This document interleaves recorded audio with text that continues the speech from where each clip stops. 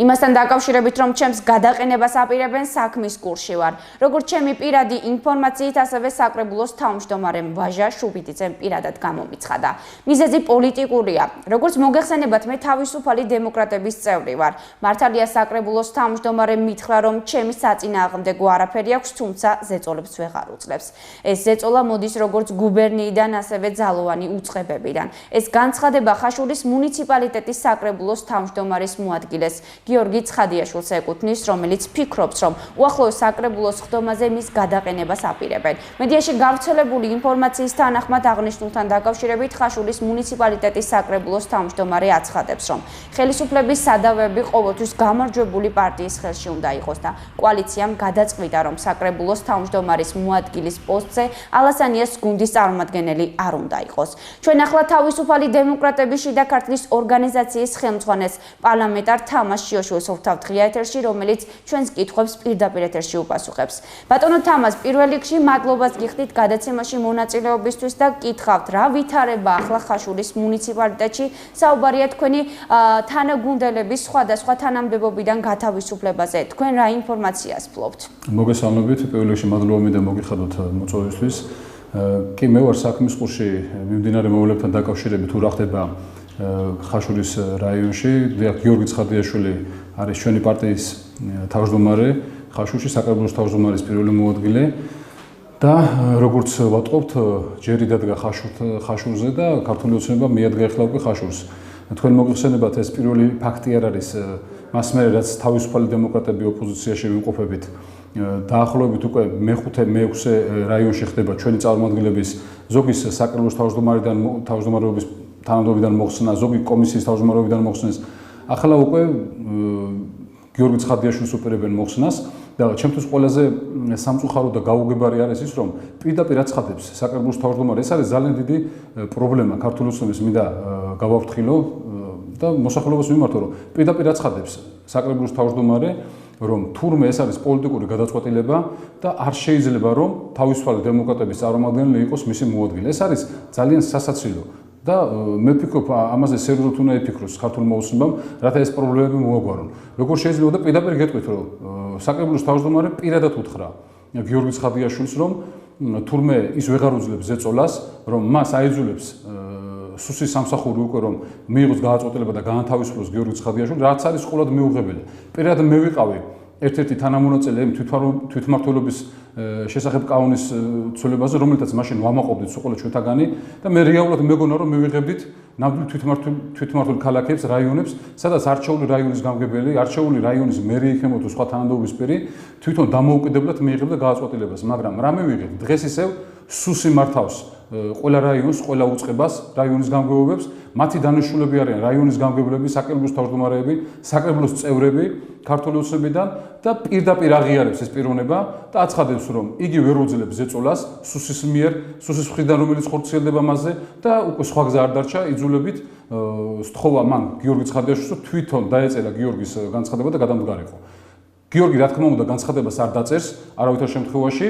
თუ სურვილი აქვთ მათ, უნდა თვითონ გადააყენონ გიორგი, მაგრამ ჩვენ თავისუფალი დემოკრატები ნამდვილად მივმართავთ სასამართლოს, რათა არგუმენტირებულად უნდა აგვიხსნან, რის საფუძველზე მოხდა მისი განთავისუფლება. ჩვენ ამას არ დავუშვებთ და ბოლომდე ვივრძოლებთ. თქვენ მოგეხსენებათ, რომ ახალციხეში განთავისუფლეს ჩვენი თანაგუნდელი შალვა გოგოლაძე, რომელიც იყო კომისიის თავმჯდომარე, მაგრამ სასამართლომ იგი აღადგინეს თავის ადგილზე.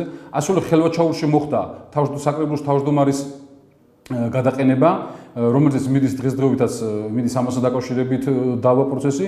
გურიაში მოხსნეს გამგებლის მოადგილე, სადაც პირდაპირ პოლიტიკური ნიშნით გაანთავისუფლეს იგი. ასევე ზესტაფონში მოხდა ჩვენი თანაგუნდელის კომისიის თავმჯდომარეობიდან გადაყენება და უკვე 5 ქალაქში მოხდა ეს. ეს არის პირდაპირ პოლიტიკური დევნა და ძალიან სამწუხაროა, რომ ქართულმა ოცნებამ ერთ-ერთში გადაიღო ნაციონალური მოძრაობის ხელწერა და ისინი პირდაპირ დევნიან განსხვავებული აზრების მქონე პირებს. ეს ყოლად მიუღებელია და ჩვენ ნამდვილად თავისუფალი დემოკრატები, როდესაც ვიყავით კოალიციაში 2012 წელს, არ ფიქრობდით იმაზე, რომ ესეთი პერიოდი დადგებოდა ისევ ჩვენს ქვეყანაში. მაგრამ ძალიან სამწუხაროა, რომ ქართულმა ოცნებამ გააგრძელა ის მანკიერითვისება, რასაც ქვია განსხვავებული აზრის დევნა ჩვენს ქვეყანაში. და ჩვენ თავისუფალი დემოკრატები დავრჩებით იმ 2012 წელს მიცემული პირობა რაც ჰქონდა ჩვენ მოსახლეობასთან რომ სამართლიანობის აღდგენისთვის ბოლომდე ვიბრძოლებთ და დარწმუნებული ვარ ხაშურთან დამოკიდებულებაში და ხაშურთან დაკავშირებით ჩვენ ბოლომდე გავიმარჯვებთ ამ საქმეშიც. რა თქმა უნდა გორშიც მე მინდა გითხრათ თავისუფალი დემოკრატები ძალიან ბევრი გაანთავისუფლეს სამსახურიდან მას მერაც ოპოზიციაში ვართ. და პირდაპირ სუსის დაკვეთით ხდება ეს ყველაფერი ჩემს სამწუხაროდ. ბატონო თამას, ხაშურის მუნიციპალიტეტის საკრებულოს თავმჯდომარემ განაცხადა, რომ სადავეები ყოველთვის გამარჯვებული პარტიის ხელში უნდა იყოს და კოალიციამ გადაწყვიტა, რომ საკრებულოს თავმჯდომარის მოადგილის პოსტზე ალასანიეს გუნდის წარმომადგენელი არ უნდა იყოს. თქვენ რისი თქმა შეგიძლიათ აღნიშნულთან დაკავშირებით? მე ამასთან დაკავშირებით მინდა ვთქვა, რომ ეს არის უპასუხისმგებლო ადამიანის განცხადება. როგორ შეიძლება დღეს, როდესაც ჩვენ ტრაბახობთ იმით, რომ თურმე ქვეყანაში მიმდინარეობს დემოკრატიული პროცესები, რომ საკრებულოს თავმჯდომარემ გააკეთოს განცხადება. ეს არის უპასუხისმგებლო განცხადება საკრებულოს თავმჯდომარის მხრიდან, ეს არის ყოვლად მიუღებელი. ესე ჩვენ ნამდვილად დემოკრატიულ სახელმწიფოს ვერ ავაშენებთ ქვეყანაში და ამას ძალიან მალე იმკის ქართული ოცნება თავის თავზე რა შედეგის მიიღო ნაციონალურ მოძრაობამ 2012 წლის არჩევნებზე, თუ ესე გააგრძელებს ქართული ოცნება დარწმუნებული ვარ ანალოგიურ შედეგს მიიღებს იგი 2016 წლის საპარლამენტო არჩევნებზე. ეს არის ყოვლად მიუღებელი, რომ თურმე რადგან პოლიტიკური დღეს ხელისუფლებაში არის ქართული ოცნება, რომ მაინც და მაინც მისი წარმომადგენელი უნდა იყოს მოადგილე. უნდა ახსენ არგუმენტებით, თუ რის საფუძველზე ხდება გიორგი ცხადიაშვილის განთავისუფლება და მე მინდა მიმართო ქართული ოცნებას, რომ უფრო მეტად მიაქციონ ყურადღება თავად განგებლებს მერებს, საკრებულოს თავმჯდომარეებს, რომ მათ ნამდვილად რეალურად შეასრულონ ის დანაპირებები, რაც შევპირდით ჩვენ 2012 წელს საქართველოს მოსახლეობას. ამ მხრივ რა მდგომარეობა თქვენი ინფორმაციით შიდა ქართლის სხვა მუნიციპალიტეტში რა თანამდებობები უკავიათ თავისუფალ დემოკრატებს და მათაც თუ ემუქრებათ თანამდებობების დაკარგვის საფრთხე? ამ ეტაპზე თანამდებობა ხაშურიდან რომ მოვყვეთ, რადგან ხაშურზე საუბრობ ჩვენ გიორგის უკავია მოადგილის თანამდებობა, რომელზეც უკვე ეს პრობლემები შეექმნა და ქართულ ოცნებას უნდა მოხსნა, ანუ გადაყენება. ფრაქციის თავმჯდომარე ჩვენ ვერ მოხსნია ხაშურში გამომდინარე იქიდან, რომ ჩვენი სამივე თავისუფალი დემოკრატია ფრაქციის წევრები და ამ ფრაქციის დაშლას ნამდვილად საფრთხე არ ემუქრება.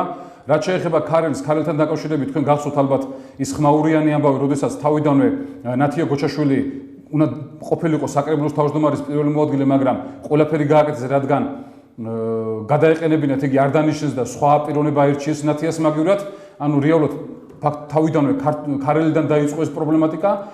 გორსაც შეეხება, გორში ჩვენ მოადგილე არ ყავს ფრაქციის თავმჯდომარე და კომისიის თავმჯდომარე, რომელიც ძალიან კომპეტენტურები არიან ორივე და მე ხაშურში და კასპში რა თქმა უნდა ფაქტურად აღარც ფრაქცია გვაქვს და აღარც მოადგილე ყავს. ერთადერთი რაც დარჩა არის ქალაქ გორში, ეს არის ფრაქცია და აქაც სუფთა მეგობრული ურთიერთობიდან გამომდინარე არის ფრაქციაში, რომელიც არის პიროვნება მესამე ჩვენ თანაპარტიელებთან ერთად.